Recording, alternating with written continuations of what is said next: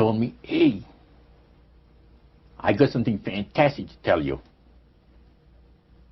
He said, I am affiliated with people that speak with the spirits of the dead. How would you like to talk to the spirit of your dead mother? And I was shocked. I was shocked. He said, you wouldn't be afraid of talking to the spirit of your dead mother, would you? Well, I said, I'll tell you what, I would have to give that some thought, because it's something I never thought about before in my life. A Trip into the Supernatural with best-selling author Roger Morneau. While still a young man in the city of Montreal, Roger Morneau became involved in the worship of demons. In this two-part series, Roger gives us a first-hand account of his harrowing brush with the powers of darkness and ultimately his divine rescue. Also joining him are Cyril and Cynthia Grossi, the very couple who first pointed Roger from the darkness to the light. Conducting this exclusive interview are Dan and Karen Houghton of Heart Research Center. Let's now join the Houghtons and Roger Morneau as we together enter part one of A Trip into the Supernatural.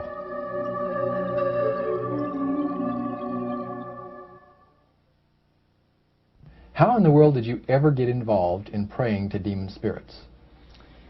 Well, when I came out of the Navy after World War II, I was looking for to take up a trade in Montreal, Canada.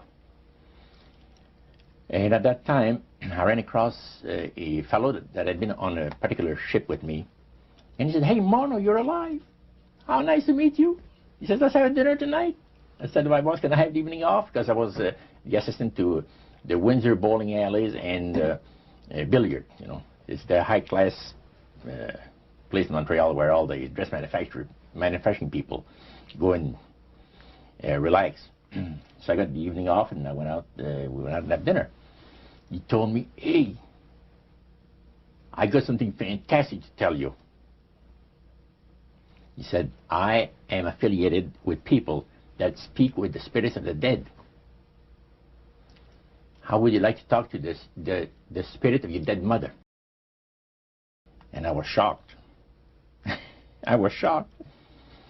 He said, you wouldn't be afraid of talking to the spirit of your dead mother, would you?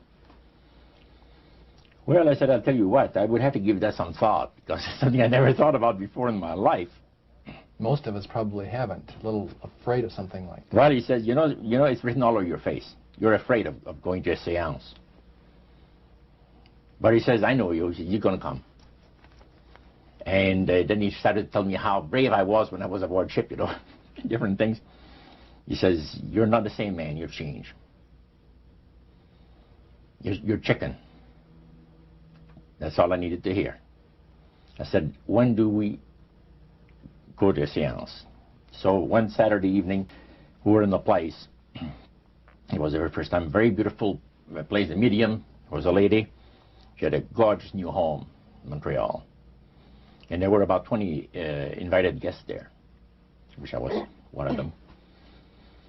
And she communicated with the spirits for different people there, and telling them what the spirit said.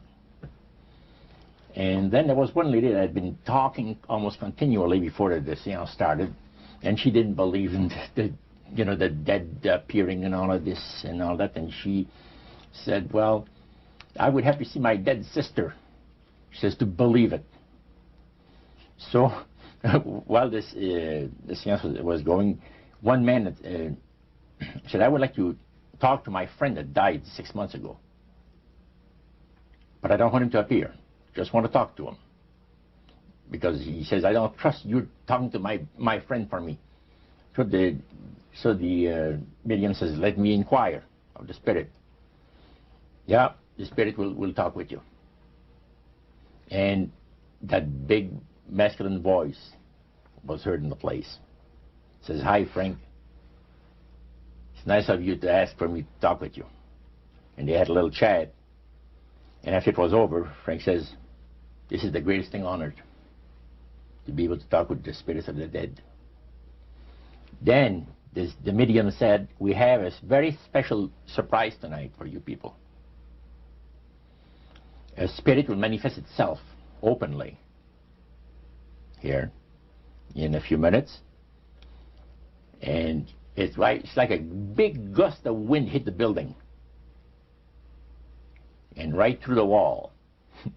Now the lights weren't terribly bright, but they were like living room lights, a couple of floor lamps, and maybe some of these, and that translucent being seemed to come right out of the wall. How did you feel right at that moment? It's almost like my heart stopped a little bit. Very weird feeling. So it was a lady in a beautiful evening gown, swirling. And she said to Mary, my dear sister, you are so wonderful to have asked for me. And Mary fainted and fell right off her chair on the floor. And a couple of guys jumped up and picked her up, and spirit gone. And that was the beginning of it. That's how you got into it. Yeah, that's the way I got into it. After a while, you see, there's something interesting about the human mind. You can adjust to an awful lot of stuff. You can adjust to a lot of things that would terrify you to begin with. After a while, they become common and ordinary. So you mean contact with the supernatural can become commonplace and ordinary and doesn't bother anybody? Yeah. In other words, the more that you do it, you're not uncomfortable. That's right. It's just not an uneasy feeling. Yeah. So how did you feel about it? Then I got into a secret society that worshipped the spirits, you see. Well, now how is that different from the seance, Roger?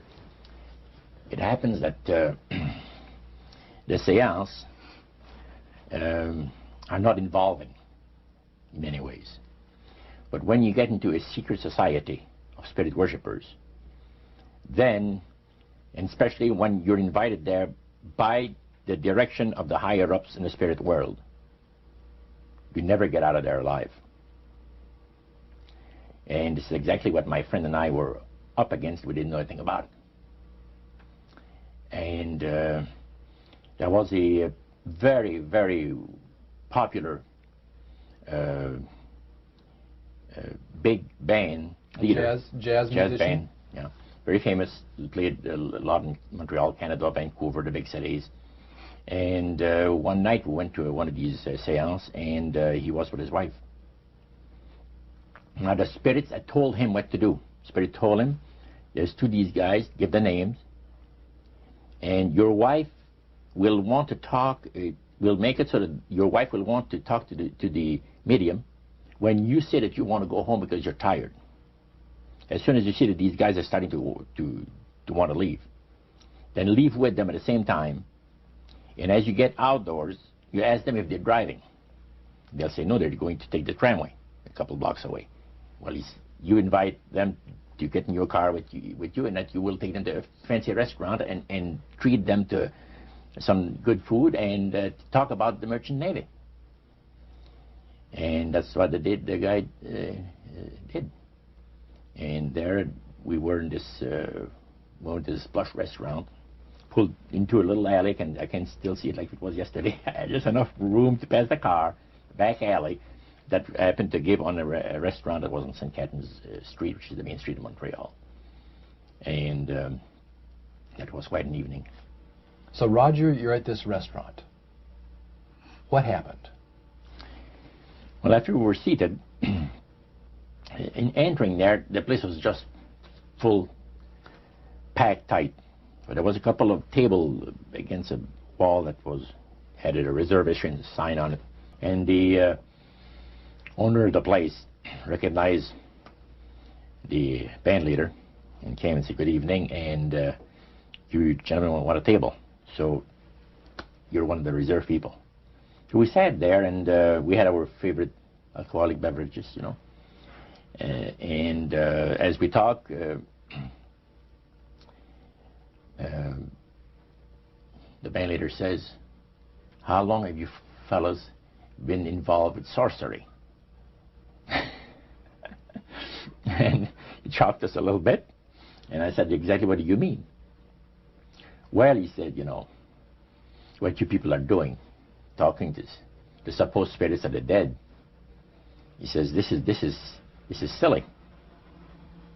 And this man had been at the seance with you. Yeah, oh yeah. And he's telling you that it's silly what you've just done. Because see, my wife, he says, goes to these seances because she gets comfort and she gets something good out of it, good feeling out of it. And she lives for what the spirits, are going to see that the future is going to be like. To me, he says, I can't bother with this stuff. He says, I want power. I go right to the source of power. And he says, how do you think that I became famous the way that I am? Well, I said, you must have had some good luck. Well, he says, there's no such thing as good luck. He says, there's either some power working for you somewhere, or you don't get ahead in this world. Not in my type of occupation. So it went from there. We got talking about spirit worship. Did it intrigue you? Or did it make you want to find out more about what exactly he was talking about? Yeah. So he said the supposed spirits of the dead that you're talking with are demon spirits. They're fallen angels. They're beautiful beings. Just set it out, just like that. Oh, yeah. It didn't make you uneasy when he said they were Well, just it shocked you a little bit, something that you first hear mentioned to you. He said, you guys have got a great future ahead of you. Because we've been told, the high priest of our society, secret society, has been told that the master has very special plans for you too. Now, what did he mean by the master? Satan. And we were interested to hear more about it.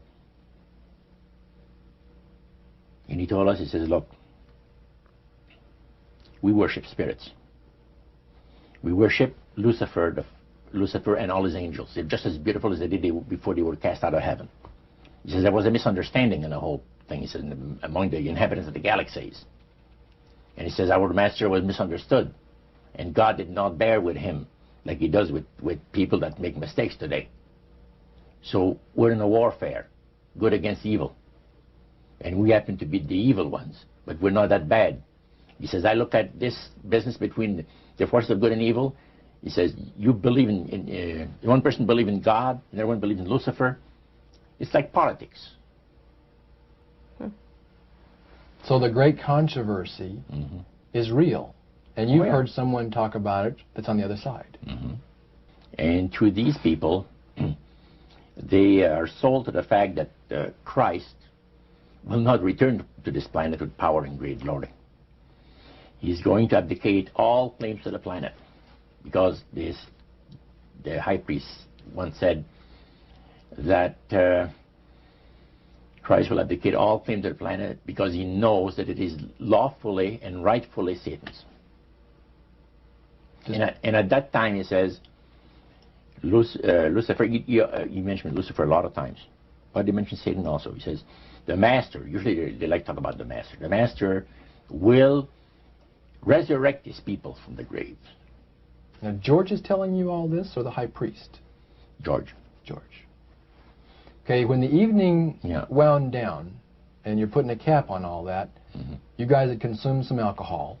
Yeah. And did you feel like that there was kind of a one-shot deal? You didn't know if it ever happened again? What happened after that? He said, no. I said, listen, guys. He said, I like to have you, he says, meet some of our people. But about next week, Wednesday evening, I'll pick you up at your place, and you're invited to one of our services. Services? Like a church service? Yeah, something similar like that. It's a testimonial to the spirits, how the spirits have blessed your life. See? So, when we left there, I said to myself, this guy is half drunk.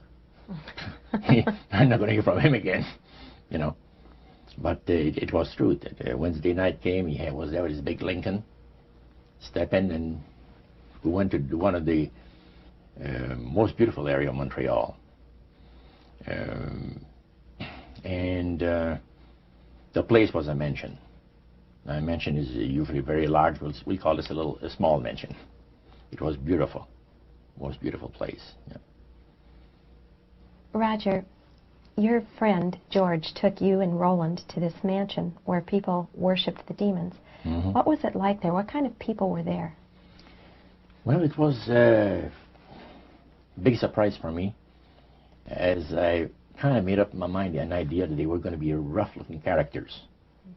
But as we entered the place, I was amazed to see that they were all very well dressed, well mannered, and that a lot of the people, as we were being introduced to people, were professionals, doctors, attorneys, a lot of business people. And see what they had? They had a praise session to the gods, which is the spirit counselors, which are in charge of legions of spirits, of demon spirits. And they talk about what the Lord of their lives has done for them, because they call on particular spirits, like the god Nehushtan, which you read in 2 King about. The Israelites worshipped the golden serpent that Moses had made. Well, behind the spirit worship, behind that, they were worshipping the serpent. They were actually worshipping this spirit Nehushtan. And the same spirit Nehushtan is, the priest was telling us, that the medical doctor that was telling us how he was making operations that had never been made before, because people had to be awake, yet have no feeling. He was able to, carry on surgeries that had not been done before. But the spirits would give that capacity to be able to operate without people feeling any pain and things. And also without no problem with the blood, because as he would cut his incision, because incisions, everything open and with no blood running. So he could do the work that has not been done before. So. Now, I recall reading in your book that at this praise worship service they had, they would sing hymns. Why would they sing hymns in a demon worship? Yeah, this was kind of a big surprise to me when that took place. The priest said, "Hey, let's go down to the worship room of the gods and have a praise session, a singing session." So we go down there, and what did you think they pass around? Church hymnals, Christian church hymnals. And I couldn't believe this. I said, "What's his business?" So the priest says, "Well, now," he says, "for those of you that are new, let me tell you that this is the most feasible way," he says, "to please the spirits. It's to deride Christ and his people, and his church and all that." So they sing out of Christian hymnals. They didn't sing Christian words to the hymns, however. Well, they changed a lot of them. Yeah, and not for the good. It's a form of blasphemy. Yeah. Such as you see today in the rock music world. You see the entertainers, they have these crosses. The ladies got earrings, crosses. The guys got the cross. This is a form of blasphemy, a form of deriding Christ. You see, spirits cause the people to do that, to find pleasure in wearing this type of emblem, which is the cross is the emblem of the crucifixion of Christ to the Christians. So what were your impressions the first time you went down into that worship room? Well, it was, we'd been there maybe a half a dozen times, and the high priest told us after the meeting was over, he wanted to talk to us, my friend and I. So after the most we had left, he says, "The master of my life has revealed to me that it is time for you people to become acquainted with the worship room of the gods." Well, we started to move toward a beautiful grand staircase. Beautiful. The banister was huge. It was massive, and the wrought iron work that they had done in it was super. The beautiful decorations on the walls, the chandelier on the first landing. See, that was the first landing. You go down about 8 or 10 steps, and then you had the first landing. It was huge and beautiful. The light arrangement was the nicest I had ever seen in my life. When we got into this sanctuary area, it wasn't very brightly lit, but everything was magnified the beauty of certain things. Like a lot of the things were gold plated or gold trims. You see, the little altars where they had the spirits that had materialized, the they photographed them, and then they had paintings made of them. And there was probably about maybe 100 of those around the place. Sort of like a shrine. Yeah, and underneath there was a little altar where you have incense and things that they would use in their prayer sessions and things like that, devotions to certain spirits. And some of the objects in there, the priest said, were solid gold. It was a unique experience to see that. So how did you feel when you walked into that room? I felt that these people had power, and they had a lot of it. Did that attract you? Yes and no. You had mixed feelings about it? I had mixed feelings about it, yeah. Because to a certain extent, things looked so good and sounded so good to us. But you see, I'd been brought up in a Christian home where my parents had told us we were 8 children in the family. And especially the older ones, you know. My dad says, well, you know, if you get involved in wrongdoing, you're going to have to pay the price. There's always a cost for everything in this world. So this thought kept creeping to my mind. Just how far you go with these spirits before we start paying the price. See? So it made you just a little bit nervous. Oh, yes. But yet you kept going back. Oh, there was no way out. Because that's what we're told. You knew at that time. Yeah. So you were moving forward more on fear. More on fear, yes. Because the high priest said that the master had special plans for us in our lives. And that no one ever went into this society unless they were invited by the spirits. See, so that was made very clear. And he also expressed to us the danger, explained to us the danger of going against the will of the spirits. And he mentioned about this one man and his wife that live in a fireproof building in Montreal. The place burned right down within a minute.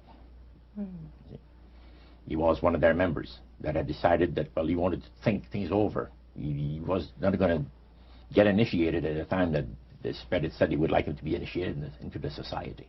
So in reality, Roger, you were chosen by high-powered demon spirits to be a part of their human, special, privileged group. You see, these people in Montreal, the society, like the priest mentioned, there's thousands of spirit worshippers in all these different societies of spirit worshippers in this world. But he says we are the elite. We know the real truth about the master and his angels.